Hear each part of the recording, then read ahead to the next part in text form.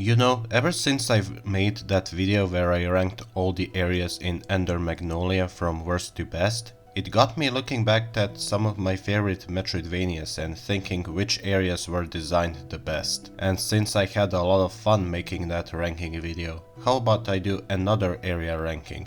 But this time for my favorite game ever created. And this will be a nice break from making yet another Magnolia video.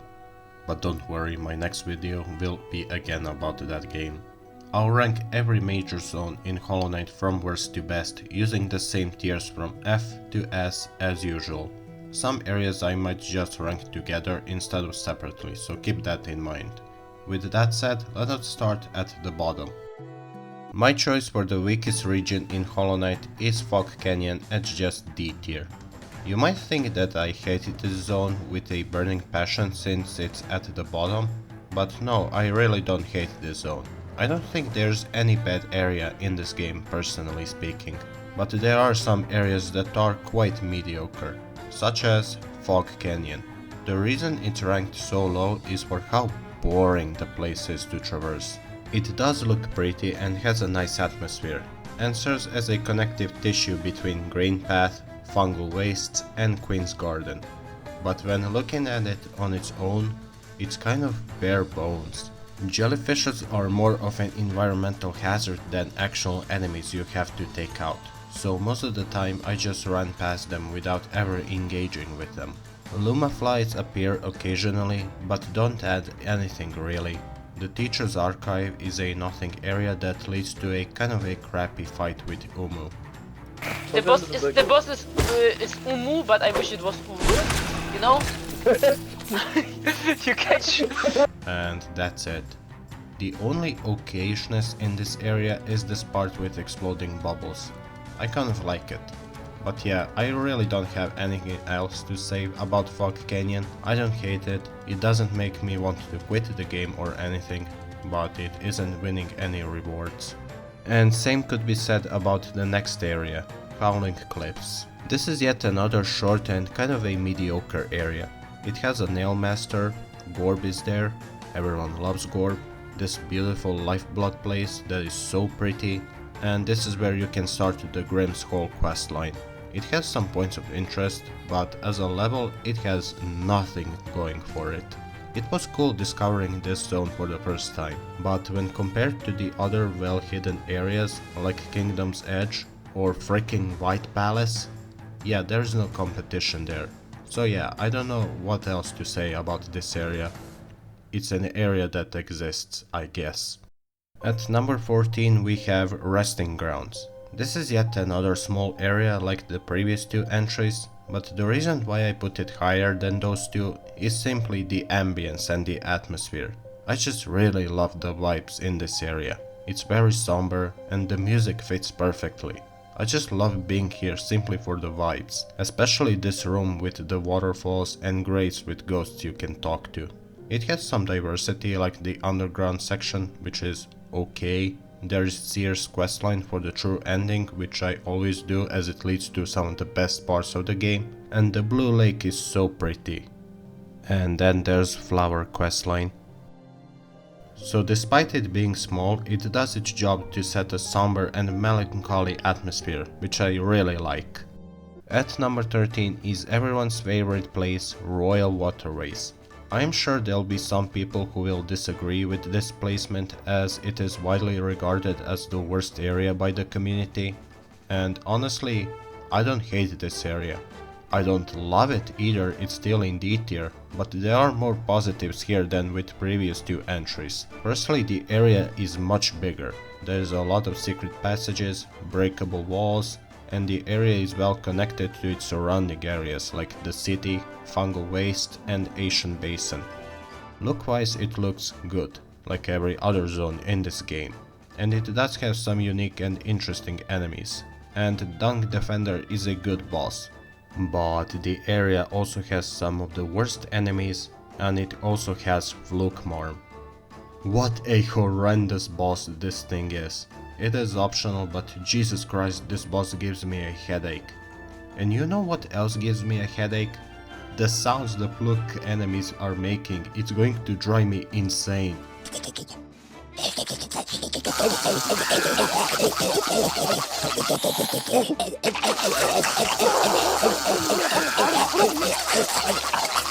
Looking at it, I think the area has more positives than negatives, but those negatives do drag it down to be in high D tier. At number 12 is God Home. I was originally not going to include the God Home, however I did change my mind later and I do think it deserves a mention in here. I think this is probably my favorite way a game has incorporated a boss rush and ability to refight previous bosses in a game that I've seen, as it fits lore wise, and I really liked the boss rushes. And yes, even the infamous Pantheon of Hallownest. I know, I am a masochist. But the main draw here is the ability to refight bosses and make them tougher if you want to. This is something every game that is focused on bosses should have. Elden Ring. And I really like the architecture and look of the place. I can't put it higher on the list since it is just a place to refight bosses and do boss rushes, but it is still a place I appreciate existing. At number 11 is the Hive. Leave it to Team Cherry to hide this completely unique area with completely unique enemies behind a breakable wall. Like in the case of Howling Cliffs, this is also a short area, and I wish it was bigger. It's a brief level that has some of my favorite enemy encounters. I really like the bees that turn into drills, and the guardians breaking platforms that are deadly and fun to deal with. Even the small bees are used well. In groups they can pose a challenge. And the level ends on a solid boss with Hive Knight. As a level, it's pretty decent. I like the layout, the shortcut is utilized well here, and that is all I can say about this place. If you're looking for more content in this area besides the boss, you will be disappointed. Decent but not B tier deserving in my eyes. Number 10. Ancient Basin and Abyss. We're at the part where I think we will be seeing some really good areas. I decided to put these two together because they're close to one another and together they take a big chunk of the world. Ancient Basin, while short, is fun to explore, and I like Mallworks as these obstacles you have to take out, and the lesser Molleks are pretty fun. And this place is all about atmosphere. There's no music playing, the only thing you hear is just creepers crawling on the walls and the sound of wind blowing. There's something unsettling going through an area without any music playing. But if you want to talk about an area being unsettling, then oh boy, then look no further than in the Abyss. This place has the most oppressive atmosphere in the whole game, with all the corpses, shades roaming around the place, giant corpses, void tendrils, mysterious rooms, and stuff like that. This place is a perfect example of telling its story through the atmosphere, and not through some lines of dialogues or anything like that. Good area all around. Number 9. Crystal Peak. Funny how in my Magnolia area ranking I also had a Crystal area ranked in B tier. What a coincidence, huh? Crystal Peak is an area I actually hated the first time I was going through the game, but over time that changed. This area is more vertical in its nature and has a lot of gimmicks that I really like the rail tracks, rotating platforms, crystal shooting lasers, and crushers that will, well, crush you. And the place is just littered with shortcuts all around the place, and some secret paths. I also like how you're seemingly trapped in this area at first if you don't have the lantern with you. So you're basically forced to explore it until you find a way out of this place. Level design here is on point. The enemy encounters I like for the most part. Well, except for this part with crystal hunters everywhere. God, I hate those enemies. But the other enemies are pretty solid. I like the crystal bugs shooting lasers which can only be killed with spells, and the miners are good filler enemies. And this is the first time a grub mimic shows up. If there is one negative I can think of is that the bosses are kind of mediocre to fight. Also, gotta bring up the run back to Crystal Guardian, such an unnecessary time waster. These days I always just one-shot the boss so it's no big deal, but that was certainly not the case on my first playthrough. Number 8. Forgotten Crossroads. This is such a good first area to begin the game with. You'll be introduced to many new foes. Husks, Aspids, their bigger variants, Husks with shields, and has 2 Husk Guardians that will wreck you in seconds. They all work so well. Husks are good filler enemies, the shield variants teach you how to deal with enemies that block incoming attacks, and Husk Guardians are menaces to new players. The area is also massive with lots of paths and clever shortcuts, but there is one downside to this area being this big, and that is the pacing, which is a common complaint that I keep seeing regarding Hollow Knight's first opening hours. Personally speaking, this really doesn't bother me. I actually do like how the game takes its time to introduce you to everything, but I do understand if this type of design isn't for you. With that said, I think this area also does a great job at teasing inaccessible areas from the get-go. You could see a path that is inaccessible currently, but once you get a certain ability upgrade, you'll immediately remember where to go next and explore. Also, before anyone asks, yes, I am also including Infected Crossroads here in this placement. It's mostly the same but with deadlier enemies, and some paths now being completely blocked off, which I really don't see a point there. It doesn't add anything really, it's just a time waster. Overall, I think Forgotten Crossroads is a good introductory area with a great twist appearing later in the game. Now, it's time for some great areas to get their spotlight. The best word to describe Green Path look-wise is gorgeous. Especially since this area is right after Crossroads, which was gloomy and dark in its colors. Here it's more vibrant, colorful, the music is more cheerful, it's an eye candy to witness. Like with Forgotten Crossroads, this area is also huge with tons of side paths, some shortcuts, some paths that are inaccessible until you unlock the dash, and more. The enemies are appropriate to the area. They are a step up in challenge than those seen in Crossroads, especially Moss Knights. I really like those enemies. And the area has a fantastic boss, Massive Moss Charger, and there is more incentive to come back to this area multiple times after you unlock more ability upgrades. Not much more to say than Green Path is great. Number 6. Fungal Wastes. You know, I just realized the order of these last 3 areas is literally just like in the game, where you go from Crossroads to Green Path and then to Fungal Wastes. What a coincidence. Anyway, the area itself. It's great and I love it.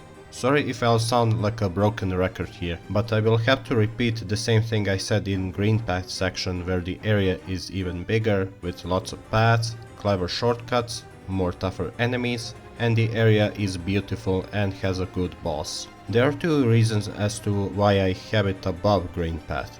First, the platforming. It's still simple, but the moment you get Mantis Claw, the game really starts to open up with much more challenging platforming sections. I also like how this area teaches you through the environment the importance of pogoing onto objects, which you will definitely need to learn for some even trickier platforming sections. Second reason is the enemies are even better than in Green Path. I really like the mantises with their quick slashes that require fast reaction timings and how they adjust to what you're doing. And a nice detail is when you defeat mantis lords, all mantises become passive towards you. Also, the sounds mushroom warriors make gets me every time. Number 5. Kingdom's Edge.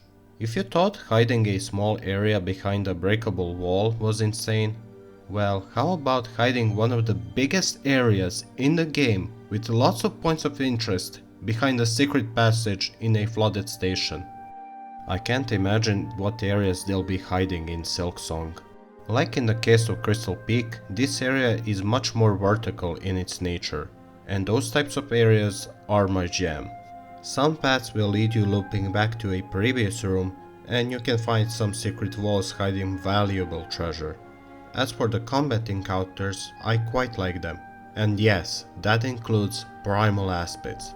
I know, people despise these things, and I used to hate them as well. Until I started utilizing nail arts, which is a lot of fun to use on them. On their own, they're not that dangerous really, but if you try to run past them, you will have a terrible time. I also like the giant hoppers who require good positioning. On the topic of fighting enemies, I want to mention that I am including Colosseum of Fools in here as well. I quite like it. It has some of the toughest enemies in the whole game, which again I really like. This area has some of the highest highs so far. Amazing atmosphere, relaxing music, and your journey through Kingdom's Edge ends in one of the best bosses in the whole game. And then there's Markoth.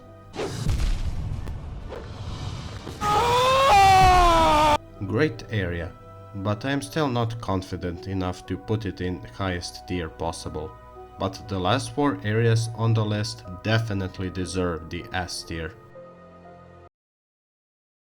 I am interested in seeing people's reactions of my placement of Hollow Knight's creepiest area, Deep Nest. Cause from what I've seen, people either really love this place or absolutely hate it. You can guess on which side I am on.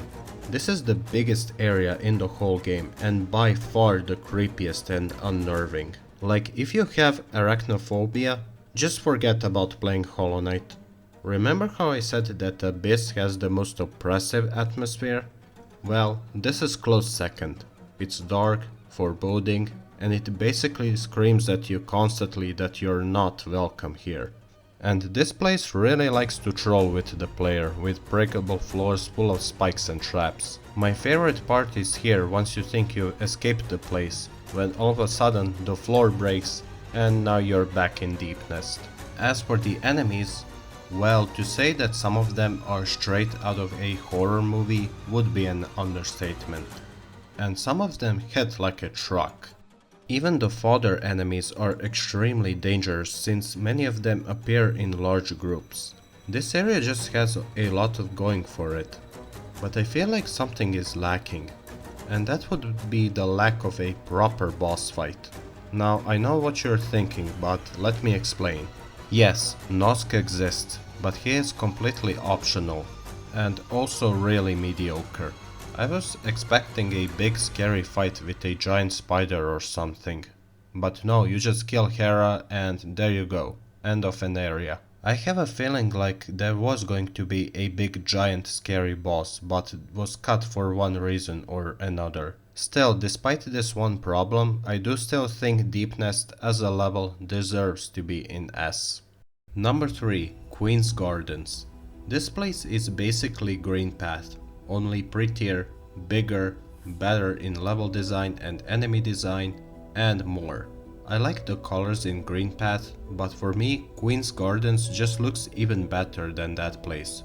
Probably because of the darker colors and white particles effects everywhere. And it has some really amazing views, like Pale King's statue or the corpse of this giant bug.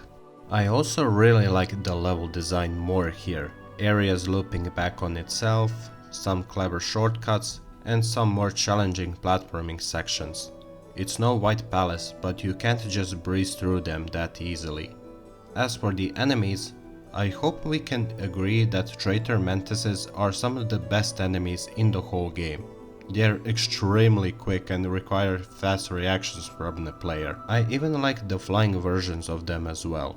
I know not many do, but I like them. Husks shooting spikes and these jumping things are also cool enemies. And the area ends on a fun fight with Traitor Lord. Though his run back is anything but fun. I love Queen's Gardens for its more challenging enemies, beautiful vistas, and more challenging platforming. Oh, speaking of which, White Palace is next. I was originally going to put this place at number 1, but decided not to after some re-evaluations. And to be clear, it's not because I suddenly hate this area, but because I think there is an area better than White Palace. But that's for later. What White Palace truly excels at is platforming, build-up, and the lore. The whole game was building up to this mysterious place that somehow vanished without a trace.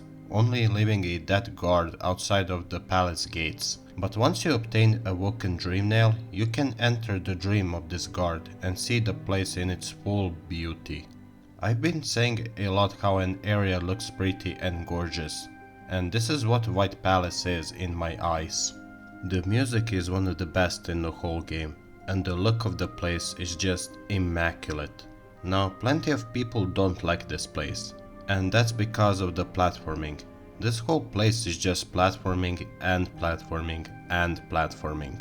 And if you don't like it, you're not going to like this place. But for me, this is everything I wanted out of a game's platforming. So far, it was really simple, with the exceptions of Queen's Gardens. White Palace, on the other hand, will test your platforming skills to its fullest. White Palace is just awesome. I love the platforming, the whole build up to it, and the revelations as to what happened to the Pale King. Incredible level altogether.